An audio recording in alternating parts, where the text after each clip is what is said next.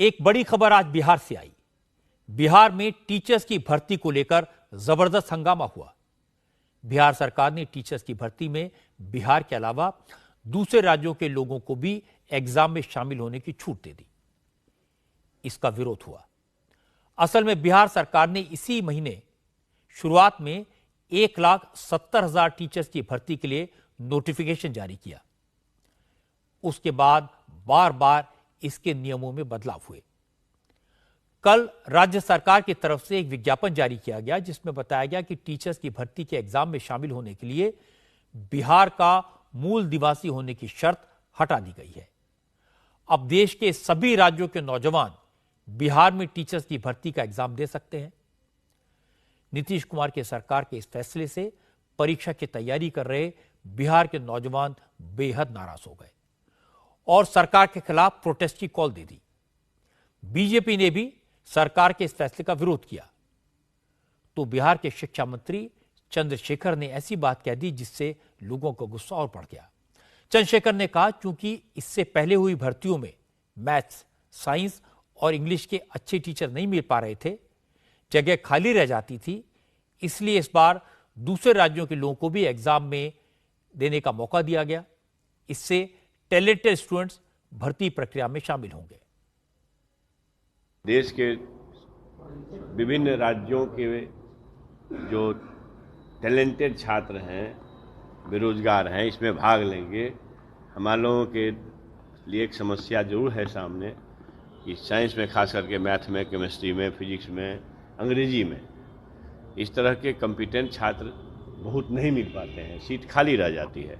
इसके लिए क्या किया, साइंस ब्लॉक में रिक्तियां रह जाती थी। आप देखें ना, या अध्यापक प्रधान शिक्षक की बहाली हुई और उसमें 6,000 में कितना 369 लोग आए। तो ये है कि बेहतरीन गुणवत्तापूर्ण शिक्षण कार्य के लिए गुणवत्तापूर्ण विषय के विशेषज्ञ आवे, और खास करके साइंस और अंग्रेजी की समस्या थी, इसलिए ओपन किया गया। हर बातों का विरोध होता है, अच्छी बात का भी विरोध होता है, बुरी बात का भी विरोध होता है, उसमें हमें क्या करना है। लेकिन शिक्षा मंत्री के इस बयान पर काफी रिएक्शन हुआ। मामला बढ़ा तो बिहार के rural development minister Shravan Kumar सामने आए। श्रवण कुमार ने एक नई बात कह दी। श्रवण कुमार ने कहा कि देश के सभी नागरिक बराबर हैं, सबको मौका मिलना चाहिए।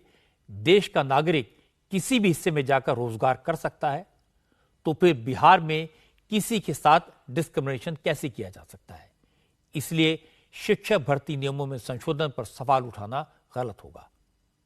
देश संविधान से चलता है, कानून से चलता है, और देश में एक ही नागरिकता होती है, वो भारत की नागरिकता होती है।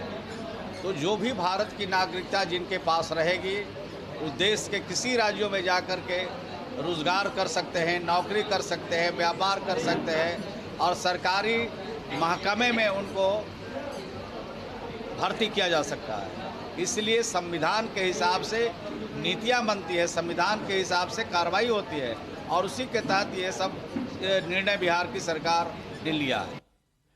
लेकिन नौकरी की उम्मीद में कई बरसों से इंतजार कर रहे बिहार के नौजवानों को सरकार की ये तर्क नागवार गुजर रहे हैं। छात्र संगठनों ने फैसला वापस लेने के लिए बिहार सरकार को 72 घंटे का अल्टीमेटम दिया है। छात्र नेताओं का कहना है कि शिक्षा मंत्री एक तो बिहार के बच्चों के मौके छीन रहे हैं और दूसरी तरफ उनके टैलेंट पर, उनकी कुशलता पर सवाल उठा रहे हैं। इसे बर्दाश्त नहीं किया जाएगा। शिक्षा मंत्री का दिमाग खसक गया है, उनको कांके जाने की जरूरत है। मैं उनका समुचित कांके में इलाज करवाने की व्यवस्था कर रहा हूं। शिक्षा मंत्री को डाटा नहीं पता है। STT 19 मेरिट में आके हम लोग पिछले 4 सालों से हैं। साइंस, गणित, मैथ, फिजिक्स सब जानते हैं, PhD किए हुए हैं, GRF है 2 बार। अब क्या चाहिए योग्यता? उनकी योग्यता खुद नहीं है, वो PhD है।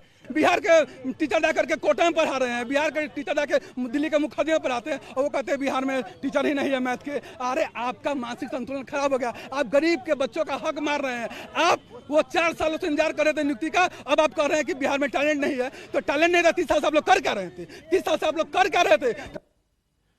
बिहार के farmer deputy chief minister Sushil Modi ने भी कहा कि बिहार के लोगों का गुस्सा जायज है।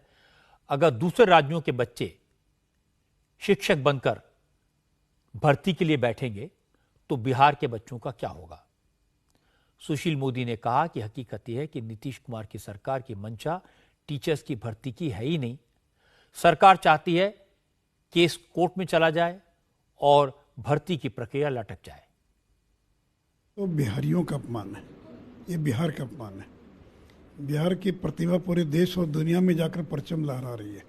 आईआईटी कॉम्पीट कर रही है, आईएएस में जा रहे हैं बड़ी संख्या में। वहाँ क्या हिंदी, अंग्रेजी, फिजिक्स, केमिस्ट्री की आवश्यकता नहीं पड़ती है? शिक्षा मंत्री कह रहे हैं कि बिहार में लड़के नहीं मिल रहे थे अंग्रेजी में, फिजिक्स में, केमिस्ट्री में, इसलिए हमको बाहर के लड़कों को लाना पड़ रहा है। अभी तो परीक्षा हुई नहीं, उनको मालूम कैसे पड़ गया? ये तो मजाक हो रहा है, ये तो शिक्षा के साथ मजाक और ये बिहार का अपमान है। क्या वजह लगती है आपको? कुछ छात्र ये भी कह रहे हैं कि नीतीश कुमार चूंकि अब प्रधानमंत्री पद के उम्मीदवार की रेस में दिखाई दे रहे हैं, तो इसलिए वो चाह रहे हैं कि पूरे देश स्तर पर उनकी एक छवि। तो ये है, मुझे लगता है कि 11,000 करोड़ का अतिरिक्त व्यय पड़ेगा। सरकार के पास पैसा नहीं है और सरकार ने वायदा कर दिया, तभी तो वेतन देने के लिए पैसा नहीं भी जो वर्तमान शिक्षक है, तो ये 11,000 करोड़ कहाँ से लाएंगे? तो चाहते हैं कि मामला कोर्ट में फंस जाए, विवाद में फंस जाए, मामला रुक जाए ताकि नियुक्ति न करना पड़े। इसके अलावा तो कोई दूसरी बात मुझे समझ में नहीं आती है। बिहार सरकार की ये बात तो सही है कि देश के किसी भी हिस्से के नौजवानों को बिहार में रोजगार के मौके से वंचित नहीं किया जा सकता, लेकिन सवाल यह है क्या नीतीश कुमार को यह बात पहले से मालूम नहीं थी? उन्होंने बार बार नियमों में बदलाव क्यों किए? फिर दूसरे राज्यों के नौजवानों को भर्ती में शामिल करने के लिए अलग से विज्ञापन क्यों निकाला? इसके बाद भी सरकार अपनी बात छात्रों को सही तरीके से समझाने में विफल रही। उन्हें समझाने के बजाय शिक्षा मंत्री ने बिहार के बच्चों के टैलेंट पर ही सवाल उठा दिया।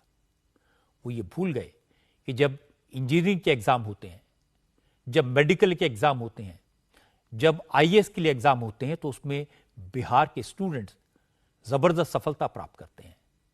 इसलिए उनकी टैलेंट पर सवाल उठाना ठीक नहीं है। इससे छात्रों का गुस्सा और बढ़ेगा। अब मामला ऐसा हो जाएगा कि छात्र संगठन सड़कों पर उतरेंगे, फिर सियासत होगी और सुशील मोदी की बात सही निकलेगी कि कोई कोर्ट चला जाएगा और भर्ती की प्रक्रिया लटक जाएगी। नुकसान किसका होगा?